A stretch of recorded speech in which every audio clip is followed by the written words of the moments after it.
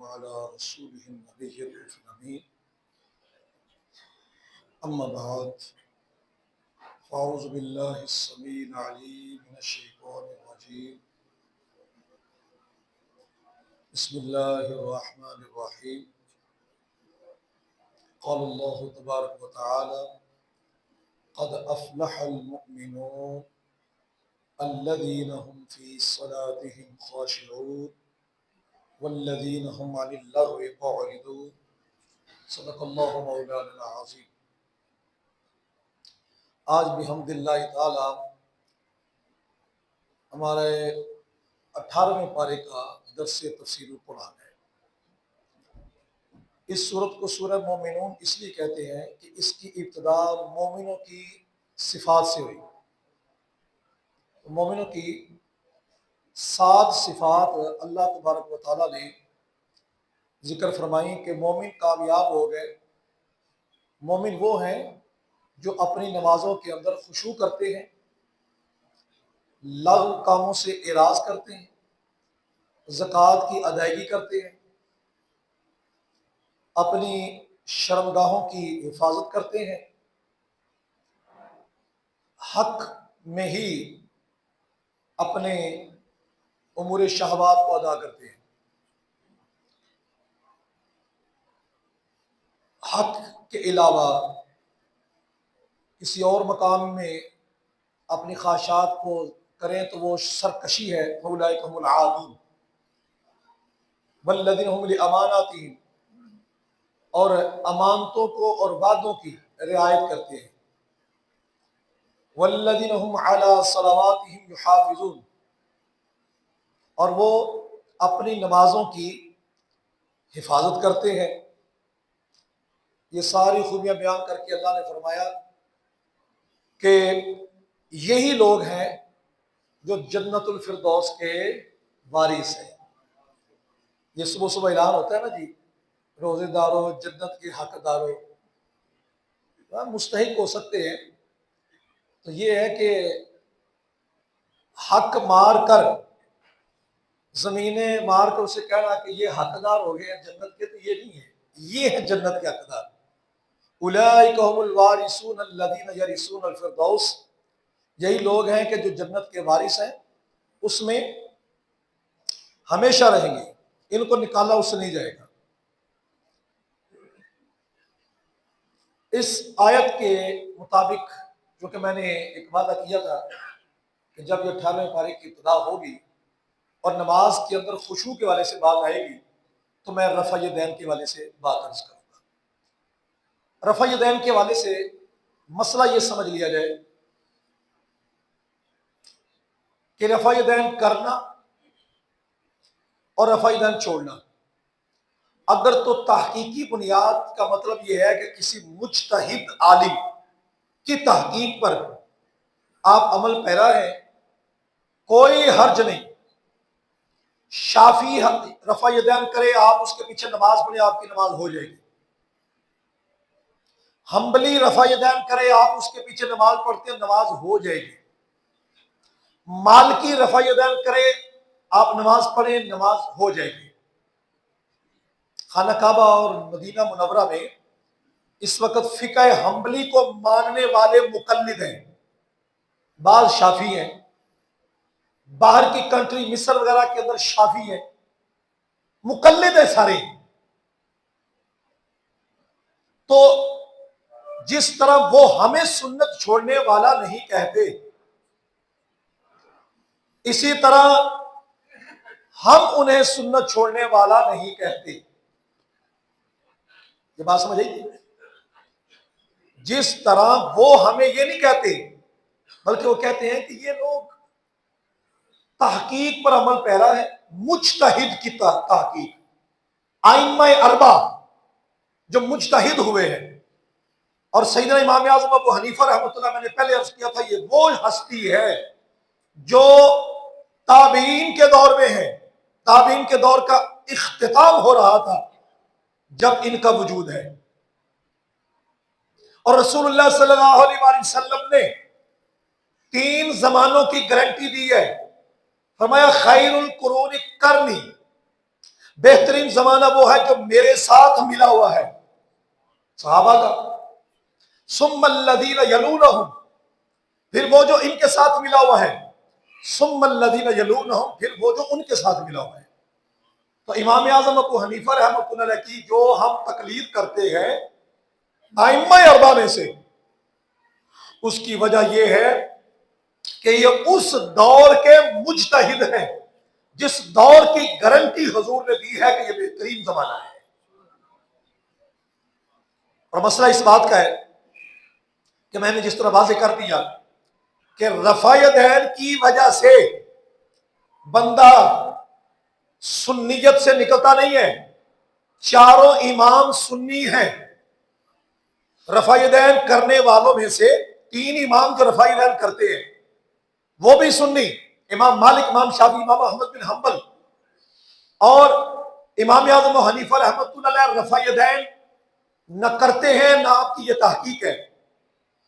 آپ کی تحقیق کے مطابق رفع یدین چھوڑنا سنت ہے، رفع یدین کرنا سنت نہیں. اور ضابطہ یاد رکھیں، جب کسی سنت کے مقابلے میں دوسری سنت آ جائے تو کوئی ایک سنت پر اگر عمل کرتا ہے اسے یہ نہیں کہا جائے گا کہ یہ سنت کا تارک ہے، سنت کو چھوڑ رہا ہے. اسماعیل دیلوی نے اپنے چچے سے جب گفتگو کی رفع یدین کے مسئلے پر تو چاچے نے کہا کہ بھئی رفع یدین کے ترک کی احادیث ہم زیادہ کبھی سمجھتے ہیں. تو وہ کہنے لگا میں رفع یدین کو سنت سمجھ کے کرتا ہوں. بات سمجھ آ رہی ہے؟ آپ میری طرف پورے توجہ کریں، میں پورا ٹائم نکال کر کہاں سے آپ کے پاس آتا ہوں، پوری توجہ میری طرف رکھیں.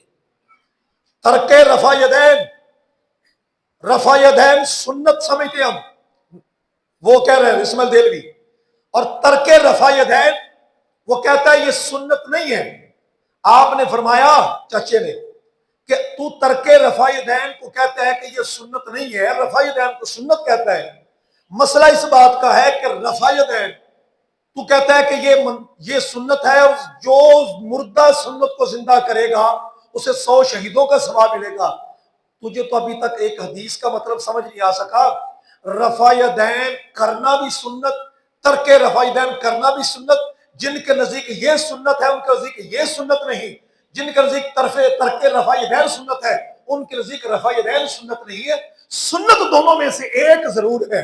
اور قانون یہ ہوتا ہے کہ جب سنت کے مقابلے میں سنت آ جائے تو یہ نہیں کہا جاتا کہ سنت مردہ ہو گئی ہے، وہ سنت زندہ ہے. ایک بات سمجھ آ گئی؟ اب یہ اعتراض ختم ہو گیا کہ جناب حضور سیدنا شیخ عبد القادر جیلانی غوث سمدانی رضی اللہ تعالیٰ عنہ وہ تو رفع یدین کرتے ہیں اور تم ان کی 11ویں کھانے والے، ان کے نام کے پرچار کرنے والے تم رفع یدین نہیں کرتے. جناب عرض یہ ہے حضرت سیدنا غوث پاک شیخ عبد القادر جیلانی رضی اللہ تعالیٰ عنہ آپ حنبلی تھے، حنبلی. امام احمد بن حنبل رحمت اللہ علیہ کے پیروکار تھے، ان کی تقلید کرنے والے تھے. اگر تم بھی حنبلی ہو رفع یدین کر سکتے ہو، شافعی ہو رفع یدین کر سکتے ہو، مالکی ہو رفع یدین کر سکتے ہو، کسی امام کے پیچھے چل کر مجتہد کی تحقیق پر عمل پیرا ہو کر تم بخاری مسلم کی بات کرتے ہو، صحاح ستہ کی حدیث کی بات کرتے ہو. یہ سارے وہ تھے جو امام شافعی کے پیروکار ہیں، امام شافعی کو اپنا امام مانتے ہیں، امام شافعی کی تقلید کرتے ہیں. صحاح ستہ میں سے کوئی بھی مصنف، امام بخاری ہو، امام مسلم ہو، امام نسائی ہو، امام ترمذی ہو، امام ابو داؤد ہو، امام ابن ماجہ کو نہ ہو، یہ سارے کے سارے مقلد ہیں. مقلد امام کی تحقیق کے مطابق حدیث سمجھتے ہیں، ڈائریکٹ حدیث نہیں لیتے، ڈائریکٹ حدیث سے نتیجہ نہیں نکالتے. جو امام نے کہا ہوتا ہے ان کی تحقیق پر عمل کرتے ہوئے حدیث پر عمل کرتے ہیں. اٹھاؤ صحاح ستہ کے مصنفین کے حالات، تمہیں پتہ چل جائے گا کہ یہ سارے مقلدین تھے. اور جناب آپ جو رفع یدین پاکستان والے جو رفع یدین کرتے ہیں، ان کا رفع یدین یہ ہے کہتی ہے ہم ڈائریکٹ حدیث سے بات لیتے ہیں، تو ہم کہتے ہیں جناب اگر آپ ڈائریکٹ حدیث سے لیتے ہیں تو حدیث میں تو ترک رفع یدین کے دلائل بھی موجود ہیں۔ اب میں مختصر موضوع عرض کرتا ہوں۔ پہلے نمبر پر قرآن مجید کی آیت کریمہ، قرآن کہتا ہے قد افلح المؤمنون، تحقیق مومن کامیاب ہو گئے، الذین هم فی صلاتهم خاشعون، وہ مومن جو اپنی نماز میں خشوع کرتے ہیں۔ خشوع کرتے ہیں، خشوع کون کرتے ہیں؟ دنیا تفسیر کے پہلے مفسر سیدنا عبداللہ ابن عباس رضی اللہ تعالیٰ عنہ اپنی تفسیر میں لکھتے ہیں کہ خاشعون کون ہے؟ فرماتے ہیں الذین لا یلتفتون یمینا ولا شمالا، خشوع کرنے والے وہ ہیں جو نہ دائیں دیکھتے ہیں نماز میں نہ بائیں دیکھتے ہیں، بالکل توجہ کے ساتھ نماز پڑھتے ہیں۔ اگلے لفظ کیا ہے ان کے؟ ولا يرفعون ایدیہم فی الصلاۃ، نماز میں اپنے ہاتھوں کو اٹھاتے نہیں ہیں، نماز کے اندر رفع یدین نہیں کرتے، وقار اور اطمینان اور سکون سے نماز پڑھتے ہیں۔ قرآن کی آیت اور تفسیر آ گئی، کئی مفسرین نے لکھا، لیکن میں نے پہلی تفسیر کا حوالہ اس لیے دے دیا کہ پہلی تفسیر وہی سب کے لیے حجت ہو جائے۔ اب آگے دیکھیں، حضرت سیدنا عبداللہ ابن مسعود رضی اللہ تعالیٰ عنہ آپ فرماتے ہیں کہ میں نے رسول اللہ صلی اللہ علیہ وسلم کے پیچھے نماز پڑھی، میں نے پہلے خلیفہ اول بلا فصل سیدنا ابوبکر صدیق کے پیچھے نماز پڑھی، میں نے حضرت سیدنا عمر فاروق رضی اللہ کے پیچھے نماز پڑھی، جن جن کے پیچھے میں نے نماز پڑھی ان سب نے رفع یدین نماز کے اندر نہیں کیا۔ صحابی رسول عبداللہ بن مسعود جو مفتی تھے صحابہ، ان میں سے ایک یہ تھے حضرت عبداللہ بن مسعود رضی اللہ تعالیٰ، اور اسی وجہ سے ان کو کوفہ کی سرزمین پر لے لیا گیا تاکہ وہاں کے لوگوں کو مدینہ پاک کا فیض یوں پہنچے۔ تو یہ جو کہتے ہیں کہ یہ دین مدینہ پاک سے چلا ہے، حجاز مقدس سے چلا ہے، تو آپ یہاں کی جو بات ہے وہ مانیں، تو بھائی یہاں تو خلافت عثمانیہ کا دور بھی تو رہا ہے، تو سلطنت عثمانیہ کے اندر جو فتویٰ چلتا تھا وہ چاروں اماموں کا چلتا تھا، تو وہ فتوے پھر وہ بھی نوعیت لے کر آئے نا۔ غیر مقلد عالم ہم ان سے یہی عرض کریں گے کہ مجتہد کی تحقیق کے اوپر چلنا ہے تو بسم اللہ۔ اب حدیث تو یہ کہتی ہے کہ عبداللہ بن مسعود رضی اللہ تعالیٰ عنہ فرماتے ہیں میں نے ان کے پیچھے نماز پڑھی، انہوں نے رفع یدین۔ اب چلتے جائیں، حضرت سامورہ بن جندب رضی اللہ عنہ کی روایت ہے، کہتے ہیں کہ رسول اللہ صلی اللہ علیہ وسلم آپ تشریف لائے، ہم کو دیکھا کہ ہم نماز کے اندر ہاتھوں کو اٹھا رہے ہیں۔ رسول اللہ صلی اللہ علیہ وسلم آپ نے، مسلم شریف کی روایت ہے، فرمایا مالی اراکم رافعی ایدیکم، کیا وجہ ہے کہ میں تمہارے ہاتھوں کو اٹھتا ہوا دیکھ رہا ہوں؟ کأنہا اذناب خیل شمس، گویا کہ جیسے قبیلہ شمس کے منہ زور گھوڑے ہوتے ہیں۔ اب وہ قبیلہ شمس کے منہ زور گھوڑے کرتے کیا تھے؟ امام نووی فرماتے ہیں یہ منہ زور گھوڑے تھے جو ساتھ ساتھ اپنی دموں کو حرکت دیتے تھے اور ساتھ ساتھ جسم کو حرکت دیتے تھے۔ تو فرمایا اپنے جسم کو حرکت دیتے ہوئے، رکوع کی طرف جاتے ہوئے، رکوع سے اٹھتے ہوئے اپنے ہاتھوں کو حرکت نہ دو، جس طرح گھوڑا قبیلہ شمس کے اپنے جسموں کو حرکت دیتے ہوئے دمیں ہلاتا ہے، اس طرح تم نے اپنے ہاتھوں کو حرکت نہیں دینی۔ یہاں ایک بات سمجھ لیں، یہ دو روایتیں ہیں۔ ایک روایت جب صحابہ سلام پھیرتے تھے نا، السلام علیکم ورحمۃ اللہ، السلام علیکم ورحمۃ اللہ، باقاعدہ ہاتھ سے سلام کرتے تھے۔ ایک روایت اس کے متعلق ہے، وہاں نشانی یہ ہے کہ اسکنوا فی الصلاۃ کے لفظ نہیں ہے۔ حضور نے آگے یہ فرمایا جب صحابہ کو دیکھا نماز میں رفع یدین کرتے، فرمایا نماز کے اندر سکون کرو، اسکنو سکون کرو، فی میں، الصلاۃ نماز، نماز میں سکون کرو، فی ظرفیت کے لیے آتا ہے، اور ظرفیت حقیقی یہی ہے نماز کے اندر سکون ہو۔ جب سلام پھیرا جاتا ہے اس وقت بندہ نماز کے اندر نہیں رہتا۔ حدیث پاک میں آتا ہے، نبی پاک صلی اللہ علیہ وسلم نے فرمایا نماز کے اندر آنا تحریمھا التکبیر، اللہ اکبر کے ساتھ نماز کے اندر آنا ہے، تحلیلھا التسلیم، نماز سے نکلنا سلام پھیرنے کے ساتھ۔ لہذا یہ سمجھ آ گیا کہ نماز کے اندر اللہ اکبر کے ساتھ اور نماز سے باہر السلام کے ساتھ، تو اسکنوا فی الصلاۃ کا جو لفظ ہے یہ نماز کے اندر کا ہے۔ اسی لیے اس روایت میں جس میں السلام علیکم، السلام علیکم پر منع ہے کہ یوں ہاتھوں کو حرکت نہ دو، یہ منع قرار دیا گیا۔ اس کے آگے اسکنوا فی الصلاۃ کا لفظ نہیں ہے۔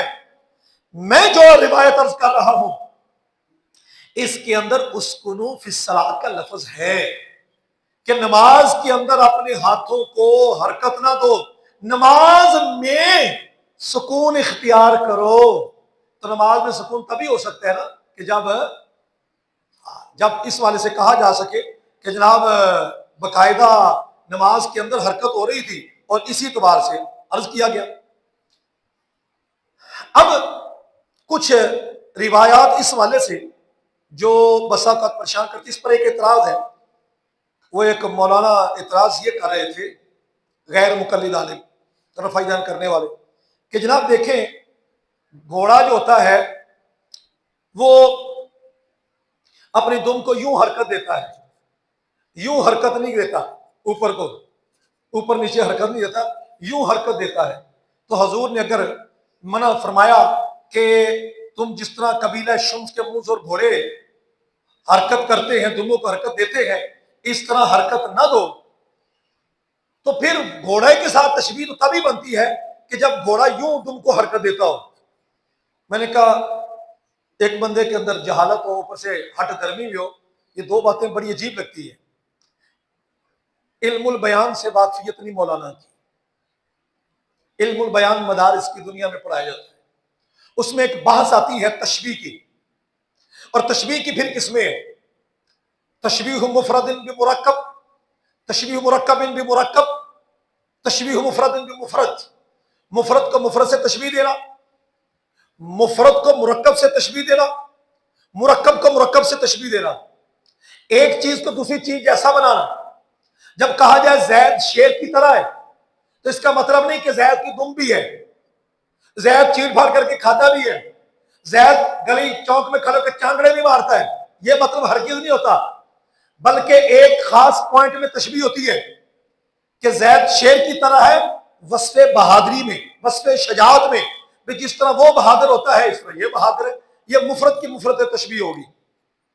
اور جب مرکب کو مرکب سے تشبیہ دی جاتی ہے تو اس وقت ایک حایت کو دوسری حایت کے ساتھ تشبیہ دی جاتی ہے، ایک بنتی ہوئی شکل کو دوسری بنتی ہوئی شکل سے تشبیہ دی جاتی ہے، کہ جس طرح اس میں ہو رہا ہے اس طرح اس میں ہو رہا ہے، کہ جس طرح تم اپنے بدن کو حرکت دیتے ہوئے اپنے ہاتھوں کو حرکت دیتے ہو، یہ جو ایک حایت بن رہی ہے، اسی طرح موز اور گھوڑا اپنے جسم کو حرکت دیتے ہوئے دموں کو حرکت دے رہا ہے۔ نہ تو بندے کی باڈی گھوڑے جیسی ہے، نہ بندے کے ہاتھ دم جیسے ہیں۔ دو ہاتھ ہو پھر چاہیے کہ دمیں بھی دو ہو، بندے کے جو ہے جسم وہ ہاتھوں کو حرکت دے رہے تو پھر اس کے بھی چار ٹانگیں تو اس طرح بندے کی ہونی چاہیے، نہیں، یہاں پر جسم کی ایک حایت کو، ایک حرکت کو، اس مکمل حرکت کو دوسری مکمل حرکت سے تشبیہ دی کہ جس طرح بندہ اپنے باڈی کو حرکت دیتے ہوئے، جسم کو حرکت دیتے ہوئے ہاتھوں کو حرکت دیتا ہے، یہ ایسے ہی ہے جیسے گھوڑا اپنے جسم کو حرکت دیتے ہوئے اپنے دموں کو حرکت دے رہا ہے۔ تو اس واسطے یہ تشبیہ والا سلسلہ تو کلیئر ہو گیا۔ اب کچھ روایات اس والے سے جو ہمارے کچھ دوست پریشان ہو جاتے ہیں، جناب وہ تو یوں کہہ رہے ہیں، کافی چیزیں میں حل کر گیا ہوں۔ مالک بن حویرث کی روایت، مالک بن حویرث، وہ ایک بندہ ہے، وہ کہتے ہیں کہ مالک بن حویرث کی روایت بڑی یاد رکھی، میں وہی عرض کرتا ہوں۔ ابن حجر انہوں نے فتح الباری کے اندر مالک بن حویرث کی روایت کو نقل کرتے کہا ان اصح ما وقفت علیہ من الاحادیث فی الرفع فی السجود، جناب مالک بن حویرث کی روایت میں رفع یدین کا ذکر ہے، پر ہمارا مطالبہ یہ ہے کہ اس رفع یدین پورے پر عمل کیا جائے۔ مالک بن حویرث کی روایت میں جہاں رکوع سے اٹھتے وقت کا رفع یدین اور سجدے کو جاتے وقت کا رفع یدین، وہاں دو سجدوں کے درمیان بھی رفع یدین کا ذکر ہے، جناب اس پر بھی تو عمل ہونا چاہیے نا۔ اگر اس پر عمل نہیں ہو رہا، دو سجدوں کے درمیان والا رفع یدین، تو پھر آپ اس کو اگر متروک سمجھتے ہیں صحیح روایت ہونے کے باوجود بھی، فتح الباری اس کو نقل کر رہا ہے صفحہ 223 مکتبہ سلفیہ کی چھپی جلد 2، تو وہ تو ذکر کر رہے ہیں۔ ابن حجر اسقلانی جو شافعی ہیں، مقلد ہیں، رفع یدین کرنے والے ہیں، وہ اس کو ذکر کر رہے ہیں، کہتے ہیں حدیث میں جو میں نے درست روایت پائی سجدے کے وقت رفع یدین کا، وہ یہی ہے مالک بن حویرث کی روایت۔ اب اگلی بات، ابو حمید الساعدی، ابو حمید الساعدی اس کی روایت کو لے کر کہتے ہیں، دیکھیں جی ابو حمید ساعدی کی روایت کے اندر جناب رفع یدین کا ذکر ہے، ہم کہتے ہیں جناب یہ روایت مسترد ہے، کیوں کہ جو بخاری کے اندر ابو حمید الساعدی کی روایت آئی ہے، تو ابو حمید ساعدی کی روایت بخاری کے اندر، صحیح بخاری کے اندر، مطلب اس کے اندر رفع یدین کا بالکل ذکر ہے ہی نہیں۔ آپ کہتے ہیں بخاری کی روایت، تو ان کو یہ ابو حمید الساعدی کے لے ہو، اس کے اندر رفع یدین کا ذکر، اور ہم ساری گفتگو کرنے کے بعد ہمارے پاس رفع یدین کے چھوڑنے کے 100 سے زیادہ روایتیں موجود ہیں، تاہم وہ اپنے فتاویٰ میں ہم عرض کر لیں گے، اپنے فتاویٰ مرتضیہ میں، لیکن یہاں تک میں عرض کرتا چلا جاؤں کہ رفع یدین کرنے والے کو ہم کافر نہیں کہتے، ہم گمراہ نہیں کہتے، ہم کہتے ہیں کہ ہم رفع یدین چھوڑنے کو سنت کہتے ہیں، ہماری تحقیق یہ، دلائل یہ، اور جو رفع یدین کو حدیث کی بنا پر کسی امام مجتہد کی تحقیق کے مطابق سمجھتے کہ رفع یدین سنت ہے، تو ٹھیک ہے بسم اللہ کرے، ہم حضور غوث پاک کو مانتے بھی ہیں، عقیدت بھی رکھتے ہیں، لیکن فقہ حنبلی کو ماننے کے اعتبار سے کہتے ہیں ٹھیک ہے، وہ ان کی فقہ کا مسئلہ ہے، مسلک کا مسئلہ نہیں، مسلک وہ سنی ہے جس طرح ہم سنی ہیں، الحمدللہ ائمہ اربعہ سنی ہیں، ہمارا مسئلہ یہ ہے کہ ان میں کوئی بھی نبی کا بے ادب نہیں، کسی نے نبی کے بارے میں یہ نہیں کہا کہ نماز میں خیال آ جائے نماز ٹوٹ جاتی، میں لفظ وہ دہرا نہیں سکتا، اسماعیل دہلوی نے جو لفظ بولے، جو نبیوں کی توہین کلمات جو بولے اسماعیل دہلوی نے، اور ان کے پیروکار اس کا دفاع کر رہے ہیں، یار ایک بندہ نبی کی توہین کر رہا ہے اور تم اس کی توہین کے پیچھے کہہ رہے ہو کہ نہیں ہم اس کو ماننے والے ہیں، وہ نہ تو نبی ہے نہ وہ امام ہے، اور ہمیں تانا یہ دیتے ہو کہ تم مقلد ہو۔ بھئی مقلد ہم جو تقلید کرتے ہیں فقہی مسائل میں کرتے ہیں، اور تم جو تقلید کر رہے ہو وہ عقیدے میں کر رہے ہو، اس نے نبی کی گستاخی کی ہے، تم اسے اپنا امام بنا رہے ہو۔ بھائی اس نے جو باتیں کی ہیں کہ نماز کے اندر نبی کا خیال آ جائے معاذ اللہ گدے بیعت سے بدتر ہے، بتاؤ یہ کس حدیث کا یا کس قرآن کی آیت کا ترجمہ ہے؟ تو اس کا مطلب ہے اندھی تقلید چل رہی ہے۔ ہم تقلید کے قائل ہیں جو اندھی نہیں ہے، دیکھی جاتی ہے کہ اس کے دلائل یہ ہیں، الحمدللہ۔ آگے اللہ تبارک و تعالیٰ نے شکم مادر کے مختلف مراحل اس زمانے جاہلیت کے دور میں بیان کیے۔ الٹرا ساؤنڈ نہیں تھا، سائنسی تحقیق اس وقت نہیں تھی، اللہ اس وقت فرما رہے ہیں ہم نے انسان تجھے نطفے سے پیدا کیا، پھر اس کو من علقہ، پھر اس نطفے کو ایک خون کا لوتھڑا بنا دیا، پھر اس لوتھڑے کو گوشت کا ٹکڑا بنا دیا، فخلقنا المدغۃ عظاما، اس گوشت کے لوتھڑے کو پھر ہم نے عظام ہڈیوں کے اندر پرو دیا، فکسونا عظاما لحما، ان ہڈیوں کو گوشت سے بھر دیا، ثم انشأنا خلقا آخر، پھر ہم نے تجھے ایک نئی دنیا میں اور روح پھونک کر تجھے نئی دنیا میں لے آئے۔ اللہ نے پورے پورے دن بیان کیے۔ آج الٹرا ساؤنڈ یہ ثابت کر رہا ہے کہ یہ جو تحقیق کی گئی تھی، الحمدللہ یہ تحقیق بالکل ٹھیک کی گئی تھی۔ اس زمانے جہلیت کے دور میں قرآن کی تحقیق یہ تھی۔ اس کے آگے ساتوں آسمانوں کو 7 راستوں سے بیان کیا جا رہا ہے۔ پھر آگے فرمایا گیا کہ آسمان کے پانی کو زمین میں ٹھہرانا اور لے جانا یہ اللہ تعالیٰ کی قدرت ہے۔ چپاؤں سے منفت، دودھ کی صورت میں، سواری کی صورت میں، بار برداری، بوجھ لا دیتے ہو۔ اگر بھینس ہی تمہارے سامنے اکڑ جائے کیا کر سکتے ہو؟ اتنا بڑا جانور اللہ نے تمہارے لیے مسخر کر دیا ہے۔ اونٹ کو رسی کے اندر پرو کر تم لے کر جا رہے ہوتے ہو۔ کشتی کو دریا میں بوجھ لاد کر چلتے ہو، اس کو سنبھالنے والی ذات کون ہے؟ اللہ ہے۔ یہ سارے دلائل تقاضا کرتے ہیں کوئی ہے جو نظام چلا رہا ہے، اور وہ ایک ہے، اور وہ ایک واحد واجب الوجود ہے۔ اب اس سے آگے اللہ تعالیٰ اپنے نمائندے جو ہیں نبی، ان کے ذکر فرماتا ہے، اور فرماتا ہے کہ ان کے ساتھ کافروں نے غیر مناسب رویہ کیا رکھا۔ فقال وَلَقَدْ أَرْسَلْنَا نُوحًا إِلَىٰ قَوْمِهِ، ہم نے نوح علیہ السلام کو ان کی قوم کی طرف بھیجا۔ فقال الْمَلَأُ الَّذِينَ كَفَرُوا مِنْ قَوْمِهِ، نوح علیہ السلام نے تبلیغ کہی، انہوں نے آگے سے اس قوم کے چودھریوں نے کہا، وڈیروں نے کہا، کافروں نے کہا، ان کی قوم کے سرداروں نے، کافر سرداروں نے، مَا هَٰذَا إِلَّا بَشَرٌ مِثْلُكُمْ، یہ تو تمہاری مثل بشر ہے، یہ ارادہ کرتا ہے یتفضل علیکم، تم پر ایک خاص فضیلت لے جائے۔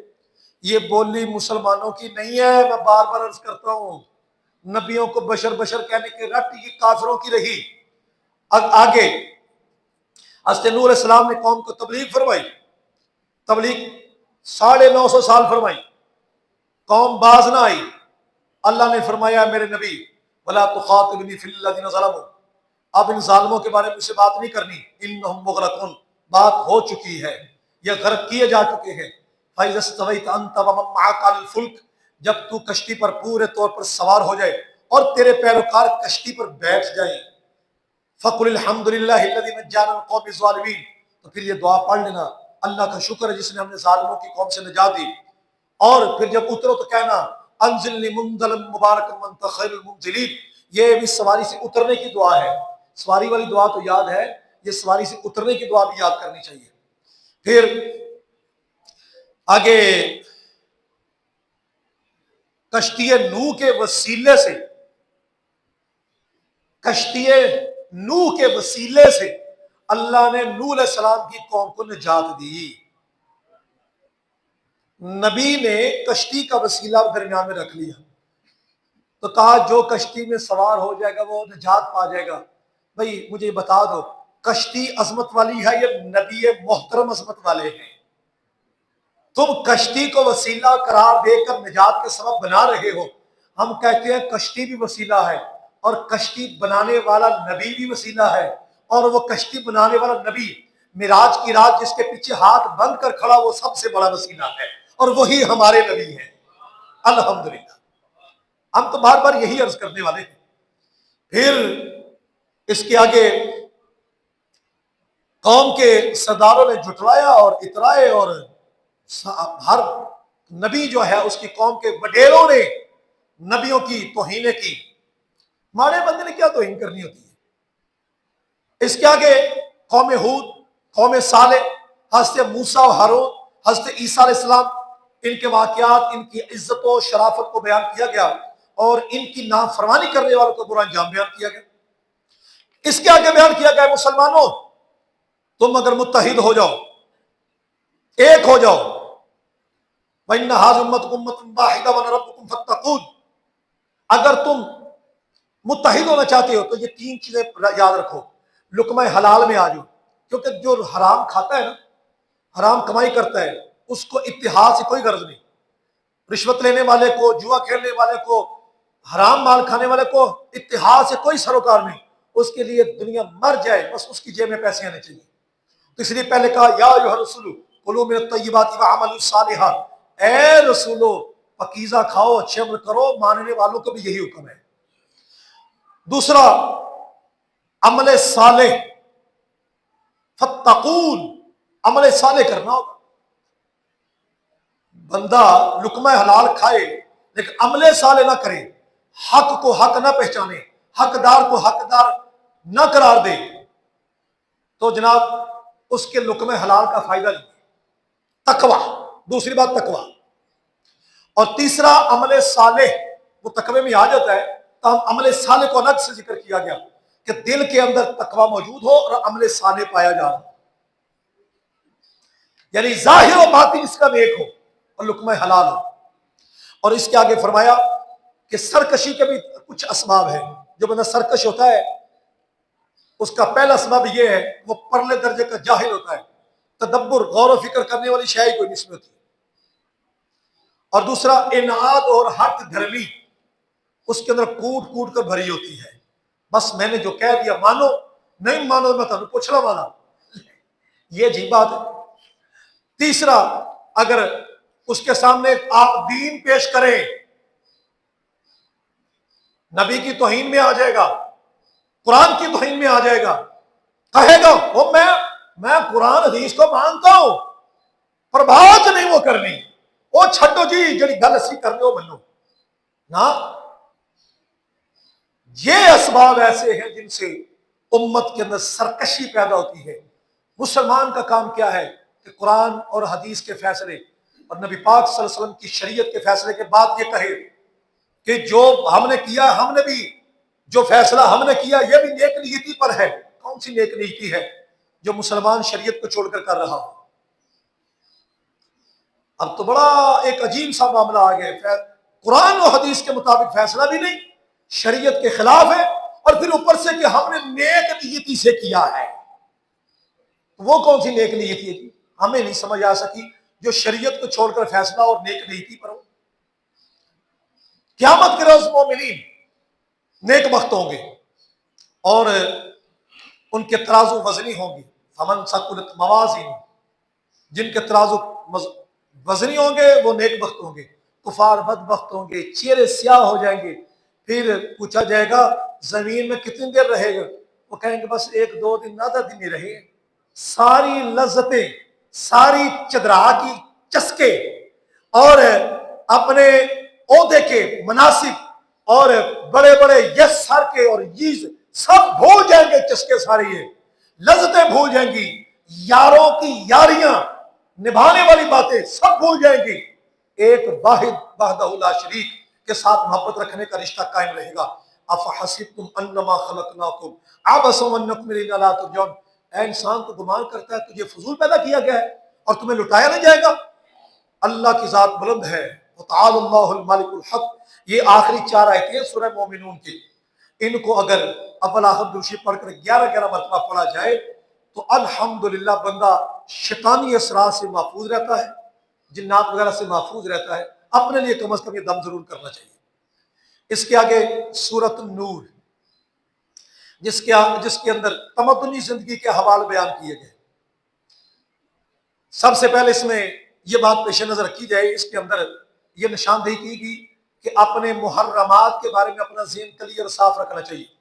اس کے اندر بیان کیا گیا احکامات کہ جو زنا کر لے، مرد ہو یا عورت، اس کی سزا کیا ہے، کوارے ہو تو 100 کوڑے ہیں، شادی شدہ ہو تو رجم ہے، اسلامی قانون کا نفاذ ہو تو حاکم وقت یہ سزا دے سکتا ہے، محلے کے 4 بندے جڑ کر مل کر یہ کوڑے مار رہے ہوں تو یہ حرام ہے، ان کو قانونی طور پر سزا ملے گی اور شرعی طور پر وہ مجرم ٹھہریں گے۔ کہ تمہیں کس نے اختیار دیا تھا کہ 4 بابے حاجی مل کر اس کے بعد چوک میں بندے کھڑے کر کے تو غریب بندے کو پھینٹی لگا رہے ہو؟ ایسا نہیں کرنا، حاکم وقت سزا دے۔ اس میں لعان کے احکام بھی نازل ہو کہ اگر کوئی بندہ اپنی بیوی کو تہمت دے دیتا ہے تو اس کی سزا کیا ہوگی۔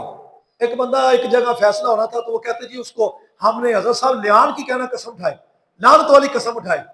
میں کہا بیوقوف اللہ کے بندے، وہ جو قسم ہے نا وہ لعان کی وہ وہاں چلتی ہے جہاں خامد اپنی بیوی پر تہمت لگاتا ہے۔ یہ تم مرد آپس میں ہو، یہاں کون سی اپنا تہمت لگی ہوئی ہے؟ یہاں صرف اتنا ہی ہے کہ بات ہو دلیل سے کی جائے، دلیل نہ بنے تو پھر اس کے پر قسم لی جائے، لیان والی قسم، لیان والی قسم. ایسے ہی لوگوں میں بات بنی ہوئی ہے. یہ صرف وہ 4 مرتبہ مرد کہتا ہے کہ میں سچا ہوں، 5 مرتبہ کہے گا کہ میں اگر جھوٹا ہوں تو لعنت ہو. تو یہ لیان والی قسم کا تعلق یہ ہوتا ہے. پھر عورت کہے گی، وہ بھی حاکم وقت لیتا ہے، پھر اس کا حکم ہی ہوتا ہے، بعد میں طلاق ہو جاتی ہے. اس کا شان نزول یہ ہے، نبی پاک صلی اللہ علیہ وسلم آپ ایک غزوہ سے تشریف لا رہے تھے، اور رسول اللہ صلی اللہ علیہ وسلم کا معمول واقعی ہوتا تھا کہ امہات المومنین میں سے کسی ایک کو اپنے ساتھ لے لیتے تھے. اس مرتبہ آپ کے ساتھ ام المومنین سیدہ عائشہ صدیقہ رضی اللہ تعالی عنہا تھی. غالباً غزوہ بنی مستلق ہے جہاں سے واپسی ہو رہی تھی. حضور صلی اللہ علیہ وسلم رستے میں پڑاؤ کرتے آتے تھے، اور آپ کے ساتھ کچھ صحابہ کرام وہ ہوتے تھے جو کجاوا ہوتا تھا، ام المومنین اس میں ہوتی تھی، اور کجاوے کو اٹھا کر اوپر رکھ دیا جاتا تھا. تاہم نبی پاک صلی اللہ علیہ وسلم آپ سواری سے اترے، ہر کوئی اپنے اپنی قضائے حاجت کے لیے نکلتے، مرد ایک طرف چلے جاتے، عورتیں ایک طرف چلی جاتی. ام المومنین کہتے ہیں میں بھی اپنی ضرورت کے مطابق جو اس وقت طریقہ کار تھا اپنی پردے کے ساتھ اپنی حاجت کے لیے نکل گئی. یہ واقعہ ام المومنین نے خود بیان کیا ہے. آپ فرماتی ہیں کہ میرا وزن بڑا ہلکا تھا. کہتے بعد میں جب وزن بڑھا تو اس وقت نوعیت اور ہوگی.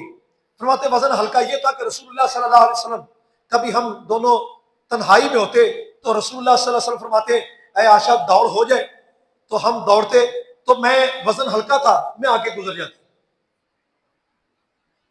اس کا مطلب یہ نہیں کہ آپ باقاعدہ گراؤنڈ میں جا کر میاں بیوی صاحب کے سامنے ریس لگا رہے ہو. وہ ایک صحرائی علاقہ تھا جہاں دور دور تک بندہ بشر نظر نہیں آتا تھا، اور نوعیت وہاں کی اور ہے، تعداد بھی اس وقت اتنی نہیں تھی. لیکن گھروں کا ماحول کتنا پیارا اور سازگار ہونا چاہیے آپ کو پتہ چل رہا ہے. رسول اللہ صلی اللہ علیہ وسلم نے ایک مرکز میں آگے گزر گئی، حضور خوش ہو گئے. کہتے ایک مرتبہ وقت آیا میرا وزن بڑا، حضور نے فرمایا عائشہ دوڑ ہو جائے. میں نے کہا جی یا رسول اللہ. کہتے جب دوڑ لگائی میں پیچھے رہ گئی تو حضور نے فرمایا اے عائشہ یہ اس کا بدلہ ہو گیا. سازگار ماحول کی بات بتا دی، ساتھ بتا دیا کہ میرا وزن اس وقت ہلکا تھا. یہ بات کیوں کرنے کی پیش آئی یہ آگے آتا ہے. ام المومن کہتے ہیں کہ میں وہاں قضاء حاجت کے لیے گئی تو میرا ہار جو تھا وہ گر گیا. اب واپس آئی تو میں نے اندازہ لگایا کہ ہار نہیں ہے، تو میں اسی جگہ گئی تلاش کرنے کہ وہیں گرا ہوگا. حرمت خامد کی دی ہوئی نشانی ایک عام عورت کو بڑی حفاظت سے ساتھ رکھتی ہے وہ عورت ہے، اور اس سے بڑی محبت کرتی ہے کہ میرے خامد نے نشانی دی ہے. اور یہ تھی بھی نشانی امام الانبیاء کی. کیا تھی میں دیکھا تو وہاں ہار نہ ملا، لیکن تلاش کرتے ہوئے اتنی دیر ہوگی کہ پیچھے سے قافلہ آگے چلا گیا. آپ فرماتی ہے میں وہاں بیٹھ گئی. میں نے سوچا کہ میں یہاں بیٹھتی ہوں، رسول اللہ صلی اللہ علیہ وسلم جب مجھے نہیں پائیں گے تو لینے آ جائیں گے. اب وہ جو قافلہ وہاں سے چلا نا، تو قافلہ جب چلا تو سواری اٹھتا ہے تو کجاوا رکھنے والوں کو پتہ نہیں چلا. جنہوں کجاوا اٹھا کر رکھا تو ان کو وزن کا اندازہ نہیں تھا. وہ ام المومنین نے پہلے بتا دیا کہ اب اتنا وزن نہیں ہوتا تھا، اس کے اندر مٹکا وغیرہ رکھا ہوتا تھا، مشکیزہ رکھا ہوتا تھا، تو سامان اتنا محسوس نہیں ہوتا تھا. تو وہ عقیدت کے اندر وہ فوراً اٹھایا اور اونٹ کے اوپر رکھ دیا اور چل پڑتے تھے. ام المومن کہتے ہیں میں نے چادر لے کر وہیں آرام شروع کر دیا. آگے سے آئیں گے تو واپس میری طرف ہی آ جائیں گے. اس قدر مارو ماری نہیں تھی، تعداد بڑی کم تھی، حالات بڑے سازگار تھے، پرامن حالات تھے. آج بھی آپ بزرگوں سے پوچھے تو وہ کہیں گے چھوٹے ہوتے حالات اچھے ہوتے تھے، ہم آپس میں اکٹھے کھیلا کرتے تھے. تو یہ اتنا زیادہ نہیں معاملہ تھا. وہ اس وقت کی کیا بات ہوگی، پاکیزگی کا دور ہے. رسول اللہ صلی اللہ علیہ وسلم نے ایک صحابی حضرت صفوان، بوڑھے صحابی تھے، ان کی ڈیوٹی لگائی ہوئی تھی کہ جہاں کافرے پڑاؤ کرنا ہوتا تھا پیچھے سامان انہوں لے کر آنا ہوتا تھا، کوئی سامان گر گیا ہو. ام المومنین کہتے ہیں کہ جہاں اونٹ بیٹھا تھا اتفاق سے ہار میرا وہیں تھا، یہ اللہ کی طرف سے ہونا تھا. کہتے ہار مجھے مل گیا. حضرت صفوان کو حضور نے بتایا تھا کہ ہم نے فلانی جگہ پڑاؤ کرنا ہے پھر فلانی جگہ کرنا ہے. یہ آہستہ آہستہ اونٹ کی مہار پکڑتے چلے آ رہے ہوتے تھے. چونکہ ان کے پاس جو اونٹ تھا اس کے اوپر کجاوا نہیں ہوتا تھا، تھیلے تھولے لگے ہوتے تھے، سامان اس میں ڈالتے جاتے تھے۔ ام المومنین کہتے ہیں کہ حضرت صفوان بوڑھے صحابی تھے، انہوں نے مجھے جب پردے کے احکام والی آیتیں نہیں آئی تھی اس وقت انہوں نے مجھے دیکھا ہوا تھا، انہوں نے جب دیکھا کہ کوئی شخص لیٹا ہوا چادر لے کر، تو انہوں نے آواز دی کون ہے؟ تو ام المومنین کہتے ہیں جب میں نے چادر ہٹائی تو میں سمجھ گئی حضور نے بھیجا ہے بندہ، کہتے میں نے جب چادر ہٹائی تو حضرت صفوان کو انہوں نے کہا اللہ اکبر۔ اب انا للہ و انا الیہ راجعون کی آواز جب بلند ہوئی، ام المومنین کو اشارہ دیا کہ آپ جو ہے اونٹ پر تشریف فرما ہو جائیں۔ ام المومنین نے پردہ کیا، چادر ڈالی اور اونٹ پر بیٹھ گئی، کوئی یہاں تک بات نہیں۔ حضرت صفوان نے اونٹ کی مہار پکڑی، رفتہ رفتہ چلتے گئے۔ مدینہ پاک کے اندر رئیس المنافقین عبداللہ ابن ابی، یہ تھڑے مار منافق تھے۔ تھڑے مار منافق سمجھتے؟ یہ چوک چراہوں میں بیٹھتے تھے اور جائزہ لیتے رہتے کون آ رہا ہے کون جا رہا ہے اور پلاننگ کیا کرنی، سارا دن یہی کام تھا اور کوئی کام نہیں۔ ام المومنین کہتی ہیں کہ قافلہ چونکہ ہم سے پہلے گزر چکا تھا، ہم دن کے اجالے میں جا رہے تھے۔ عبداللہ ابن ابی اور دیگر اس کے ساتھیوں نے جب دیکھا حالات، بس اس کے آگے پھر جائزہ کہانی تیار خود کر لی۔ کہتے ہیں انہوں نے خفیہ میٹنگیں شروع کر دی، منافقین تو تھے ہی گندے، کہتے ہیں باقی کچھ انہوں نے اور جو لوگ تھے ان کو بھی ساتھ شامل کر لیا۔ ان شامل کرنے والوں کے اندر حضرت مصطح وہ بھی آ گئے، حضرت حسان بن ثابت وہ بھی آ گئے۔ دیکھا نا لپیٹ جب چلتی ہے تو بڑے بڑے بندے آ جاتے اس میں، اور عبداللہ ابن ابی تھا ہی، ایک عورت بھی آ گئی اس میں۔ نبی پاک صلی اللہ علیہ وآلہ وسلم بڑے پریشان۔ اب واقعہ افک کو وہ لوگ لے کر بڑے مزے سے بیان کر رہے ہوتے ہیں جو حضور کا علم غیب نہیں مانتے، اور اعتراض کرتے ہیں کہ اگر حضور کا علم غیب ہوتا تو آپ پریشان کیوں ہوتے؟ میں کہتا ہوں بڑا بشرم بندہ ہے تو، اپنی بیوی کے متعلق بات ہو رہا تو میں تجھ سے پوچھوں۔ اور ایک غیرت مند بندے کا تقاضا یہ ہے کہ سچی بات سچ جاننے کے باوجود کوئی لوگ تہمت والی بات کریں تو پریشان ہو، اس کو ٹینشن آئے۔ عقل مند اور ذی شعور بندے کی بات یہی ہے۔ وہ بات سمجھیں، وہ بڑا بے حس بندہ ہے کہ جس کے محرم کے بارے میں باتیں ہو رہی ہوں اور بڑا بے حس پھر رہا ہوں۔ بھئی جی حضور پریشان کیوں نہ ہوئے تھے؟ وہ تیری طرح بے شرم تھوڑے تھے معاملات، وہ تو غیرت مند تھے، ذی شعور تھے۔ غیرت مندوں کو غیرت اس در سے ملتی ہے۔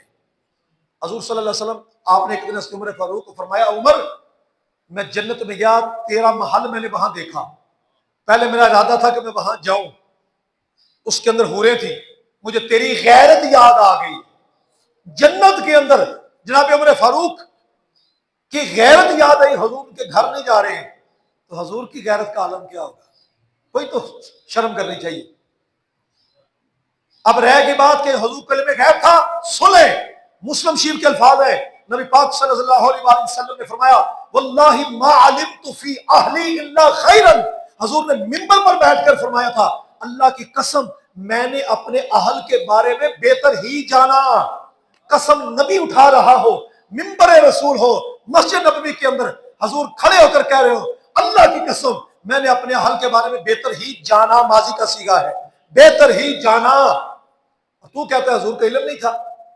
علم تھا، پریشان کیوں ہوئے؟ غیرت کا تقاضا تھا کہ پریشان ہوتے کہ نیک بی بی کے اوپر یہ برائی والی تہمت آ رہی ہے۔ اب اس کے بارے میں ام المومن کہتے ہیں مجھے ابھی تک نہیں پتا، حضور نے اردا گرد سے مشورے شروع کر دیے۔ اب ام المومن کہتے ہیں میری سادگی کا عالم یہ ہوتا تھا کہ میں آٹا گوندھ رہی ہوتی تھی اور آٹا گوندھتے گوندھتے میں وہیں سو جاتی، بکری آتی آٹا جو منہ لگا کر چلی جاتی تھی۔ اس قدر کیونکہ بچپنا کا عالم تھا، اور میں یہاں پر بات کرتا چلا جاؤں، ام المومنین کی شادی مبارک 9 سال کی عمر میں، بعض کہتے ہیں جی 19 سال تھی، 10 سال مزید کمی بیشی کر رہے ہوتے ہیں۔ میں عرض کروں نبی کی ماں ہے مریم، اور قرآن ان کے بارے میں کہتا ہے انبتہ نبات الحسنہ، اللہ نے مریم کو دنوں کے اندر اتنا بڑا کیا جتنا مہینوں میں ہوتے ہیں، مہینوں میں اتنا بڑا کیا جتنا سالوں میں ہوتے ہیں۔ نبی کی ماں بنانے کے لیے اللہ یہ بندوبست کر رہا ہے۔ یہ نبی الانبیاء، امام الانبیاء، خاتم النبیین کے لیے اللہ رب العزت ان کی زوجہ بنانے کے لیے یہ اہتمام کیوں نہیں کر سکتا؟ یہ تو نبی کا معجزہ ہے، رب کی قدرت ہے۔ پھر بھی 9 سال کی عمر ہے، اور 9 سال کی عمر آج کے دور میں ہی اٹھائیں، آپ سوشل میڈیا اٹھائیں، 9 سال کی عمر کے اندر باقاعدہ عورت جو ہے وہ بالغہ ہو جاتی ہے۔ تحقیق کر کے دیکھیں، وہ تو عرب کی دنیا تھی جہاں صحتیں خوراکیں اچھی ہوتی تھی، پھر بھی میں کہہ رہا ہوں یہ نبی کا معجزہ تھا، اللہ نے اتنا قابل کر دیا کہ نبی کے قابل ہو سکے۔ لیکن وہ عمر کا تقاضا جو تھا اس کے مطابق سادگی وہ اسی کے ساتھ چلتی رہی۔ ام المومنین کہتے ہیں مجھے کوئی پتہ نہیں، حضور نے مجھے کہا کہ اپنے والد کے گھر چلی جاؤ، ادھر مشورے ہو رہے ہیں، ہو سکتا ہے کہ بھی یہ پریشان نہ ہو، گھر چلی جاتی ہے۔ ام المومنین کہتے ہیں کہ ایک دن ام مستح کے ساتھ، ام مستح مائی تھی، اس کے ساتھ عورتیں مل کر جاتی ہیں نا قضاء حاجت کے لیے، آپ فرماتی ہیں میں بھی گئی، تو راستے میں ام مستح اس نے کہا اللہ بیڑا غرق کرے مستح کا، اپنے بیٹے کا، اس کا برا حال ہو۔ اس نے کہتے 2-3 مرتبہ جب اس اماں نے بدعا دی نا تو یہ حدیث کا مفہوم عرض کرا۔ میں نے کہا ماں وہ بدری صحابی اس کے بارے میں کیوں ایسی بات کرتی ہے؟ کہتی ہائے میری بھولی بیٹی، تجھے پتا نہیں ہے کہ تیرے ساتھ کیا ہوا ہے؟ عورت کی بات کو زیادہ سمجھ جاتی ہے، وہ فوراً مائی سمجھ گئی کہ بات کیا ہے۔ مائی چونکہ عورتیں ہوتی ہیں وہ چال سے اندازہ لگاتی ہے عورت کیسی ہے، کس مزاج کی ہے۔ اماں سمجھ گئی کہ ام المومنین کو پتہ نہیں کسی بات کا۔ کہا میری بیٹی رسول اللہ صلی اللہ علیہ وسلم تجھے اس لیے بھیجا ہے، یہ اب باتیں چل رہی ہیں۔ ام المومن کہتے ہیں پھر میں ایسی مرض میں مبتلا ہو گئی، بیمار ہونا شروع ہو گئی، بخار مجھے تیز ہونا شروع ہو گیا، کیفیت یہ مصلے پر بیٹھ کر رونا شروع کر دیا، میرے مولا میرے آقا کو خواب میں بتا دو کہ میں سچی ہوں، میرے مولا میرے آقا کو میری پاک دامنی خواب میں بتا دو۔ رو رو کر میرے دن گزرنے شروع ہو گئے، اور میں یہی کہتی رہی کہ یعقوب علیہ السلام کے جب یوسف جدا ہوئے تھے تو انہوں نے کہا تھا فصبر جمیل، میرے مولا میرا یوسف بھی جدا ہو گیا ہے، اب میں بھی کہوں گی فصبر جمیل، میرے لیے صبر جمیل ہے۔ ام المومنین یوں رو رو کر اپنا وقت گزار رہی ہے۔ کائنات کی مائیں آپ کے قدموں پر قربان ہو، آپ کی عفت و طہارت پر دنیا جہاں کی عفت و طہارت قربان ہو۔ ام المومنین کہتی ہیں ادھر رسول اللہ صلی اللہ علیہ وسلم جب صحابہ سے مشورے کرتے تو حضرت عمر فاروق نے کہا یا رسول اللہ آپ کیوں پریشان ہیں؟ اللہ نے آپ کے پاکیزہ جسم کے اوپر کبھی مکھی کو نہیں بیٹھنے دیا کہ وہ گندگی پر بیٹھتی ہے، نہیں ہو سکتا کہ پاکیزہ بی بی ہی آپ کے نکاح میں ہے، برائی والا پہلو ہی نہیں ہو سکتا میرے آقا۔ حضرت علی المرتضیٰ نے کہا میرے آقا رسول اللہ صلی اللہ علیہ وسلم میرے آقا آپ کیوں پریشان ہوتے ہیں؟ ایک جوں کا خون اگر آپ لگ جائے نالین شریفین کو، جوں کا خون، تو اللہ فرما دیتا ہے کہ محبوب اس کو اتار دو۔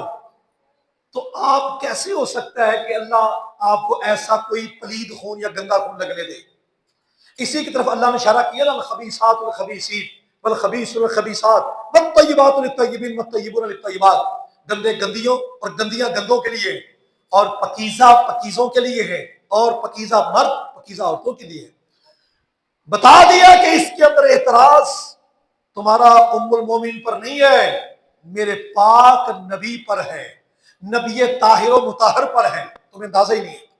ام المومن کہتے ہیں وقت یوں گزرا، آخر وحی آ گئی سورہ نور کی شکل میں، میری برات کا اعلان ہو گیا، 4 گواہ ملنے والی اعتبار سے بات کی گئی، گواہ پورے نہیں تھے، ان سب کو کوڑے لگے سزا کے طور پر، تہمت لگانے والوں کو 80 کوڑے مارے گئے، اور قرآن نے اس والے سے قانون بنا دیا کہ پاک دامن عورت پر اگر کوئی تہمت لگائے تو اس کی سزا 80 کوڑے ہے۔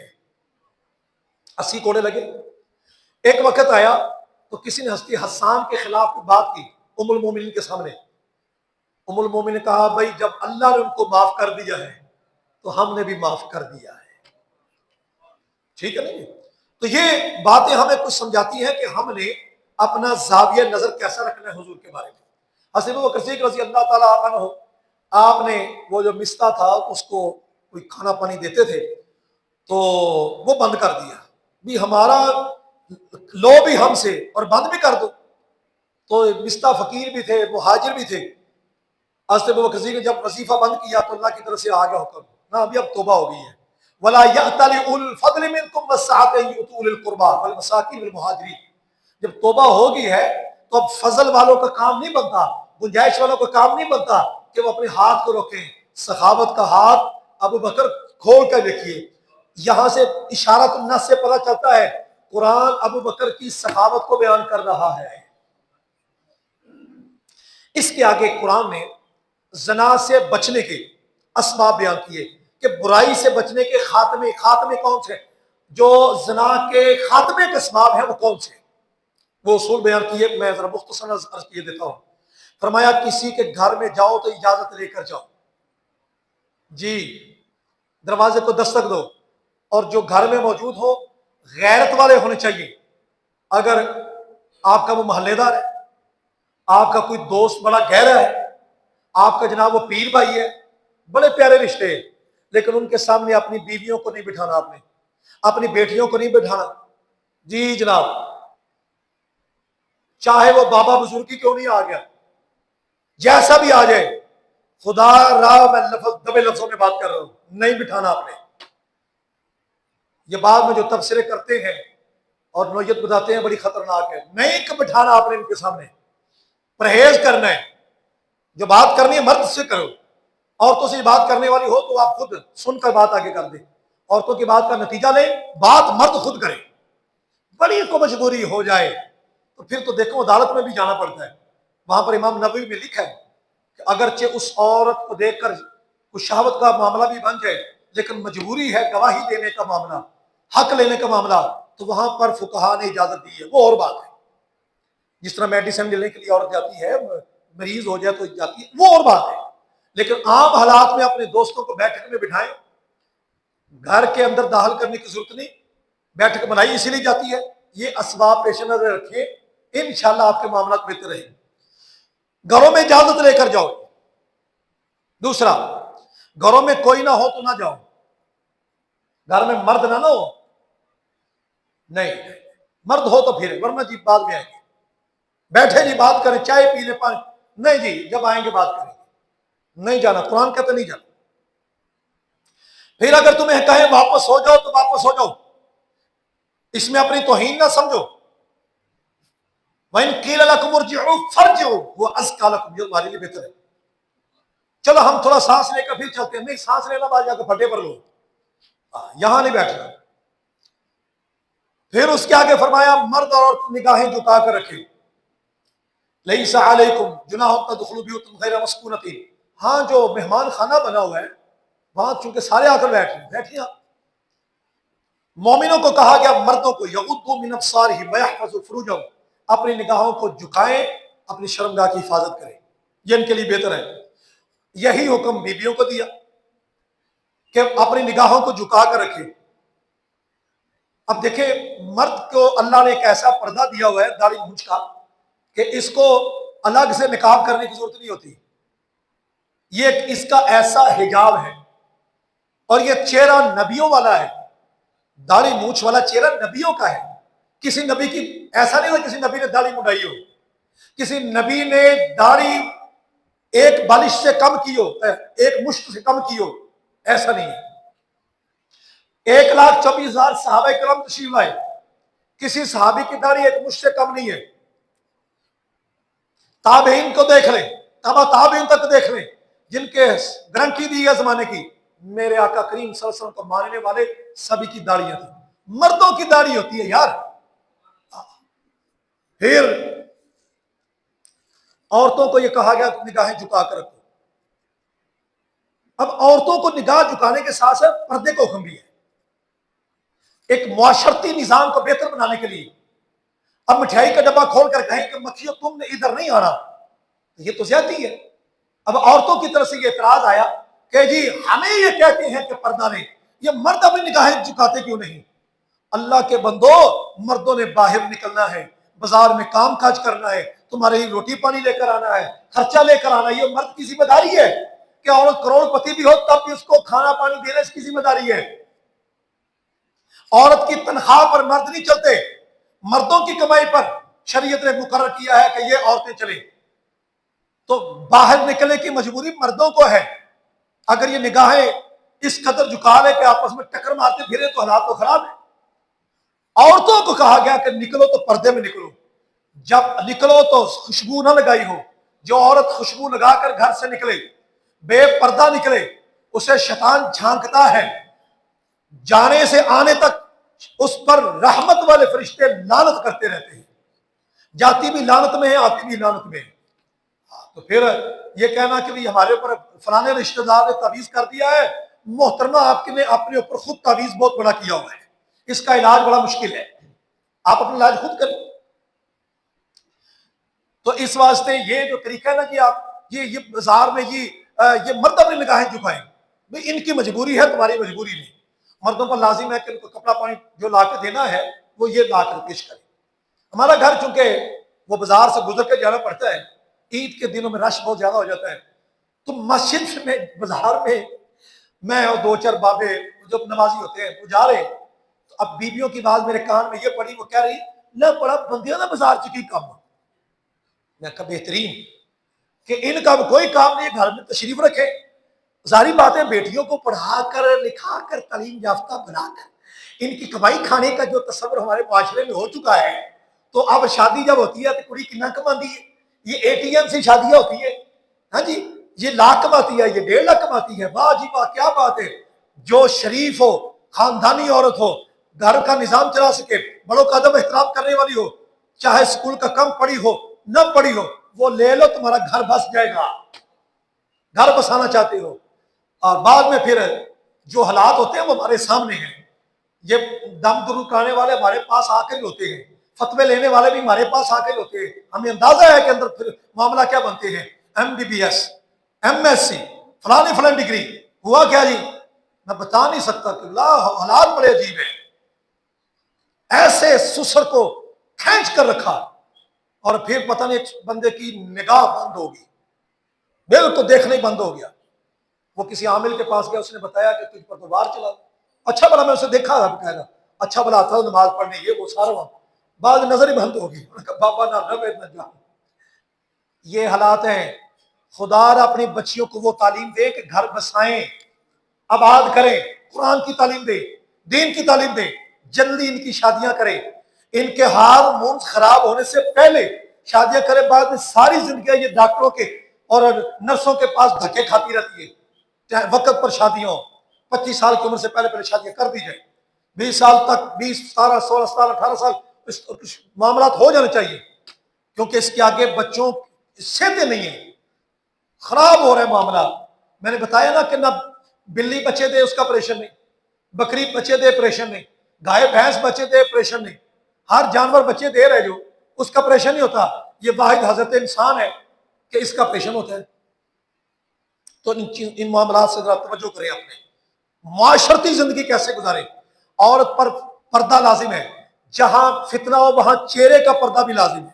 میرے پاس ایک سوال آیا، کیا نقاب کے اندر عورت نماز پڑھ سکتی ہے؟ کیونکہ سوال ایسا ہے کہ بھی نقاب کر کے یہ بندے منہ ماسک لا کر جو نماز پڑھے ہوتے ہیں، ان کی نماز مکروہ تحریمی ہے۔ مردوں کا مسئلہ کیا ہے؟ نماز اتار کر کھانا کھاتے ہیں تو ماسک اتارتے ہیں کہ نہیں؟ اور بھی کتنے کام ماسک اتار کر ہی گئے، تو سارے معاملات، کئی ایسے معاملات ماسک اتار کر ہوتے ہیں، پانی پیا ماسک اتار کر، کھانا کھایا ماسک اتار کر، اور دیگر معاملات ماسک اتار کر۔ تو پھر کیا وجہ کہ نماز کے اندر جراثیم دنیا جہاں کے اکٹھے ہو جاتے ہیں، مکروہ تحریمی ہے نماز ان کی۔ عورت کا مسئلہ ہے کہ عورت گھر میں پڑھنی ہوتی ہے نماز اس نے، اس لیے اس کے لیے یہ ہے کہ وہ ماسک اتار کر ہی، پردے کے بغیر یا نقاب اتار کر اپنی نماز پڑھے۔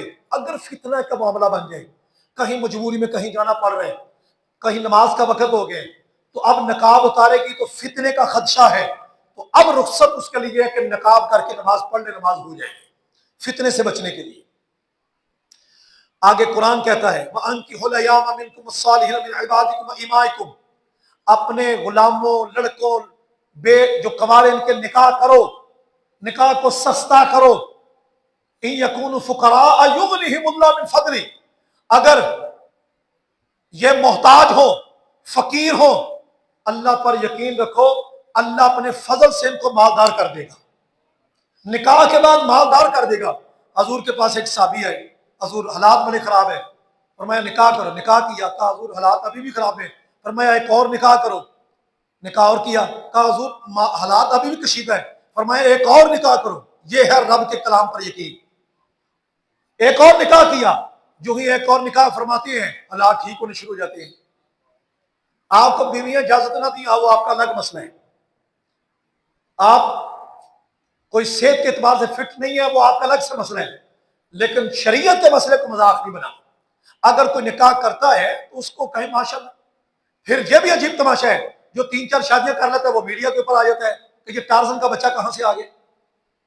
کوئی خدا کا خوف کرنا چاہیے. بیویاں تمہاری محرمات ہیں، یہ حرم ہے، یہ لوگوں کو بتانے کے لیے نہیں ہے، یہ تمہاری پاک دامنی کے لیے ہیں. ان یکونوا فقراء یغنہم اللہ من فضلہ، یہ اللہ کے فضل سے اللہ تمہیں بے نیاز کر دے گا، مال و مال کر دے گا. پاک دامنی کی نیت سے کوئی نکاح کرے گا تو مالداری ہوگی، شہوت رانی پوری کرنے کے لیے نہیں. اس کے آگے اللہ فرماتے ہیں اللہ نور السماوات والارض، وہ جو نبی پاکیزہ ہے اس کی شان کو سنو. اللہ ہے زمین و آسمان کا نور. مثل نور ہی کا مشکات، اس کے نور کی مثال اللہ کی مثال نہیں ہے. اللہ فرماتے ہیں اس کے نور کی مثال کمشکات فیہا مصباح، اس تاکچے کی طرح ہے جس کے اندر چراغ رکھا جائے. المصباح فی الزجاجہ، اور وہ جو چراغ ہے وہ فانوس میں رکھا جائے. فانوس میں رکھا ہوا چراغ پھر اس کو رکھا جائے تاکچے میں. یہ فانوس کے اندر بلب چل رہے ہیں اور بلب کو پھر یہ تاکچے میں رکھا ہے. اس کی روشنی جب پھیلے گی پوری مسجد میں پھیلتی جائے گی. تو یہ بتا دیا کہ تفسیر مظہری میں ہے کہ رسول اللہ صلی اللہ علیہ وسلم کی شان یہ ہے کہ اس نور سے مراد سرکار دو عالم صلی اللہ علیہ وسلم کی ذات گرامی ہے. یکاد الزیت یضیء، جو زیتون سے تشبیہ دی کہ قریب ہے کہ وہ خود چمک پڑے، اسے آگ کی روشنی نہ بھی چھوئے. تو کہا حضور اگر اعلان نبوت نہ بھی فرماتے، حضور بعثت سے پہلے بھی نبی ہیں اور بالفعل نبی ہیں. حضور صلی اللہ علیہ وسلم 40 سال سے پہلے نبی ہیں. اس کے پر میرا پورا ایک مقالہ ہے، میرا ایم فل کا نور المرتضی فی نبوت المصطفیٰ، جو چھپ گئے، جس میں یہ ثابت کیا کہ حضور صلی اللہ علیہ وسلم 40 سال سے پہلے بالفعل نبی ہیں. اور جتنے بھی اقوال اختلافی تھے سب کی میں نے تطبیق کر کے اکٹھا کر دیا ہے کہ سارے درست ہیں اقوال. جو کہتے نہیں ان کی مراد یہ ہے، جو کہتے ہاں ان کی مراد یہ ہے. اور مسئلہ یہ ہے کہ 40 سال سے پہلے حضور نبی ہیں. اس کے آگے یہ فرمایا مسجد کی تعمیر کرنے والے، کہا وہ ان کے دل زندہ ہے، اللہ کا ذکر کرنے والے ہی مسجد کو بات کرنے والے ہیں. صحابہ کی عظمت کا بھی بیان فرمایا. اس کے آگے یہ فرمایا کہ اللہ تبارک و تعالی الم تر ان اللہ یسبح له ما فی السماوات والارض، کیا تو دیکھتا نہیں کہ اللہ ہی کے لیے تسبیح بیان کرتے جو زمین و آسمان میں اور پرندے. اور فرمایا جو بارش کا نظام ہے یہ بادلوں سے نہیں ہے، اس کے پیچھے آسمان ہے. فطر البد کا یخرج من خلالی، تو دیکھے گا کہ بارش جو ہے بارش وہ اس سے درمیان سے آتی ہے.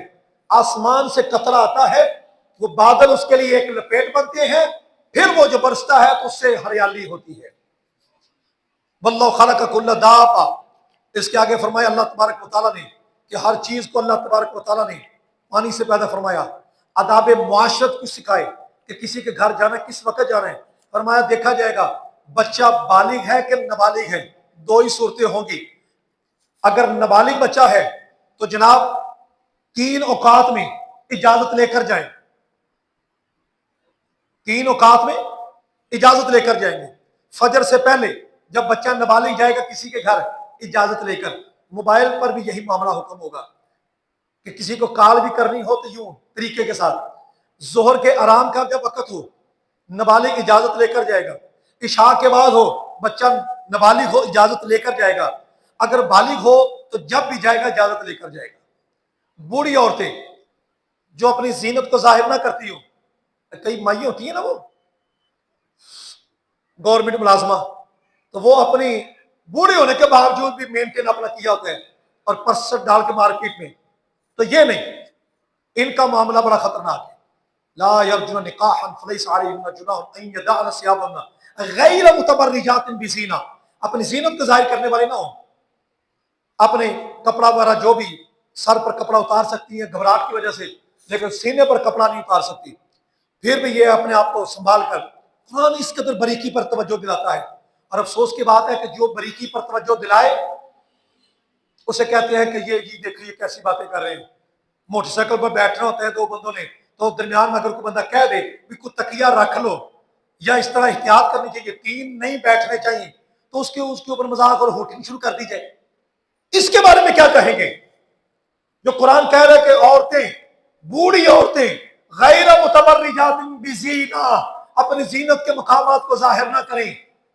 تو یہ سورہ نور جو ہے یہ پڑھانے کا حکم عورتوں کو ہے, عورتوں کو پڑھائی جا رہی ہے, بچوں کو ہے. تو کیا ان کے ذہن کو کیا خراب تو نہیں کیے جا رہے؟ فضول باتیں ایسی. جب کوئی حیا کی بات بتائے, معاملات کس قدر عروج پر ہے, اس واسطے احتیاطی تدابیر جو بتائے تو وہ مان لینی چاہیے. پھر آگے یہ فرمایا گیا لیس علی الاعمی حرج, کہ جب کسی گھر میں داخل ہو سلام کر لیا کرو. اجتماعی مشاورت میں بغیر مجلس کے اٹھنا نہیں چاہیے. اجتماعی مشاورت ہو رہی ہو تو مجلس کی اجازت کے بغیر نہ اٹھے, پھر اجازت لے کر ہی اٹھنا چاہیے. اور نہیں میں چلا میں اٹھ کے, یہ کوئی بات نہیں ہوتی. دلیل سے بات ہو, غیر اخلاقی گفتگو نہ ہو. اگر بااخلاقی گفتگو ہو تو پھر اجازت لے کر جانا ہوگا. فرمایا گا کہ تم اپنے باپ کے گھر سے کھا سکتے ہو بے پوچھے, ماں کے گھر سے, بھائی بہن ان کے گھر سے, چچا پھوپھی کے گھر سے, ماموں خالہ کے گھر سے کھا, لیکن ساتھ شرط یہ ہے کہ اگر ان کو برا لگے تو پھر اجازت لینی ضروری ہوگی. اور ان حکام کو مانو کیونکہ اس سے جو انکار کرتا ہے وہ نافرمان بنتا ہے. آگے سورہ فرقان ہے, اس کے آخری دور کو اس بارے میں جو آئے اس کے اندر یہ بیان کیا گیا. اس سورت کی ابتدا میں فرقان سے کی گئی کیونکہ مشرکین نے کچھ اعتراضات کیے تھے جس کی بنا پر وہ قرآن کو جھٹلاتے تھے. ان کا جواب دے کر حق کو باطل سے جدا کر دیا, اس لیے اس کو سورہ فرقان کہتے ہیں. اب مشرکین کے جو اعتراض ہے وہ ذرا نمبروں میں سمجھ لیں. وہ کہتے ہیں یہ قرآن یا گزشتہ قوموں کی قصے کہانیاں ہیں. وقال الذی کفر ان ھذا الا افک مبین وقالوا ان ھذا الا اساطیر الاولین, یہ تو پہلوں کی قصے کہانی ہے اس لیے ہم نہیں مانتے. یہ قرآن اہل کتاب کی مدد سے انہوں نے تیار کیا ہے, پہلے یہود و نصارہ کی مدد سے یہ تیار کیا ہے. یہ افطرا, یہ ہے جھوٹ باندھتے ہیں اللہ پر. تیسرا ان کا یہ تھا کہ یہ جادوئی کلام ہے. حضور صلی اللہ علیہ وسلم کے بارے پھر اللہ نے جو جواب دیا کہ جادوگر تم سارے اکٹھے کر لو, ایسا کلام لا سکتے ہو؟ جو پہلے نبی تھے ان کی جو کتابیں وہ تو محفوظ ہی نہیں رہی. میرا جو کلام ہے جو میرے نبی لے کر آ رہے ہیں یہ تو محفوظ ہے. اور جب کسے کہانیاں تو تم بھی لے کر آؤ نا, پھر پتہ چل جائے گا کہ یہ حق ہے اور جو تم لاتے ہو وہ جھوٹ ہے. پھر انہوں نے کہا, حضور صلی اللہ علیہ وسلم کے بارے میں کہا کہ یہ تو لبادہ بشریت میں ہمارے جیسے ہیں. اگر یہ نبی رسول ہوتے تو فرشتے ہو کر آتے. یہ کھاتے پیتے کیوں؟ وقالوا ما لهذا الرسول ياكل الطعام ويمشي في الاسواق, بازاروں میں چلتے پھرتے ہیں ہمارے جیسے کھاتے پیتے ہیں, تو فرشتہ بن کر ہمارے پاس کیوں نہیں آتا؟ اگر یہ نبی ہے انسانوں میں تو یہاں بڑا کوئی مالدار ہوتا ہے, یہ تو یتیم ہے. تو یہ اللہ تبارک و تعالیٰ نے فرمایا محبوب ان کا اعتراض پہلے نبیوں پر بھی یہی تھا. پہلے نبیوں کے جب تشریف لے کر آئے تو وہ بھی کھاتے پیتے تھے. اگر وہ بھی سچے ہیں تو محبوب آپ بھی سچے ہیں. ان کا اعتراض ان پر بھی تھا, آپ پر بھی ہے. جنہوں نے ماننا ہے وہ ایسی باتیں نہیں کرتے. باقی الحمدللہ رب العالمین.